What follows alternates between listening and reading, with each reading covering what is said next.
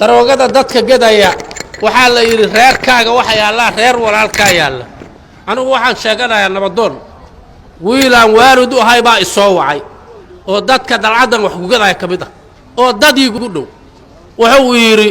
gabar baan rabaa inaan mehersado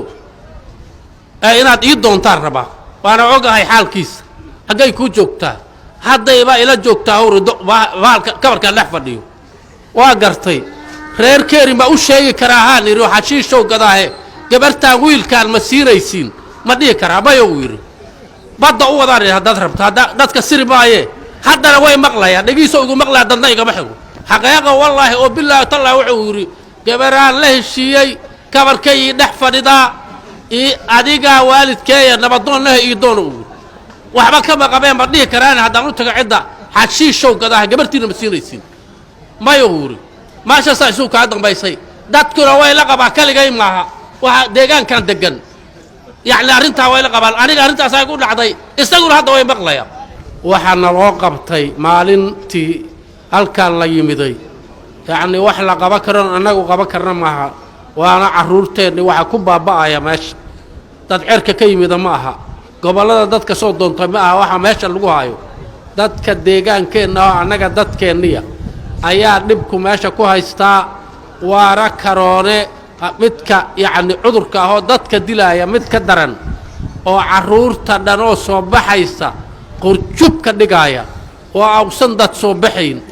yacni dhibaatadaasaa meesha taalla marka waxaan u mahad celinaynaa guddoomiyaha gobolka wasiirka amniga taliyaasha saldhigyada guddoomiyaha degmooyinka iyo inta nala maamushay oo arrintaa noo qabatay waan u mahad celinaynaa waxaana la yidhi hadda ka hor ayaa lo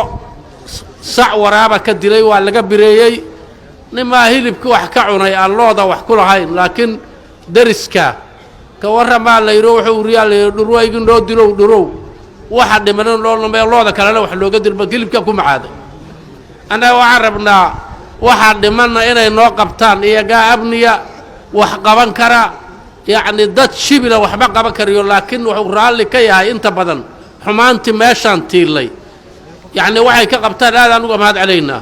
dadka ka maqan hadda galabtoo la raba inay yimaadiin ama nabadoon ha ahaadaano ama ganacsata ha ahaadaano iyagana waanu cudur daaraynaa waa laysu imaan doonaa balaayo kastasa in laga hor tagay rabtaa dad bilaaba waa la bilaabay galabtana muxaadaradu waa bilow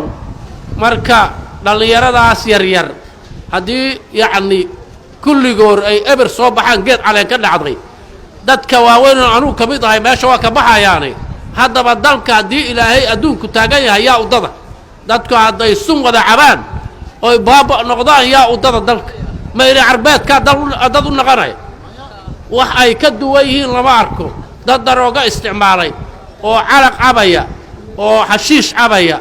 oo yacni taambuug cunaya oo balaaya ku dhacdoo isduraaya qurjub madow waxaad arkaysid boqolkii qofood toban hadday ka baxdo 90 kala baaba ay naqaayaan tobankaasi ay la joogayaan ma erigay la hadlayaan ma looday la hadlayaan ma gelay la macaamilayaan ilaa inta kale qalbiga ka gubtay waxay la macaamilaan male dhibaatadaas in laga hortago ayaan isku guubaabinaynaa warkayguna waa war yacni iska taagtaag ee war wanaagsan wadaadka meeshaan ka baxay baa sheegay sheekh yuusuf xume ayaa sheegay dadkuna waxaa la rabaa inay wax maqlaan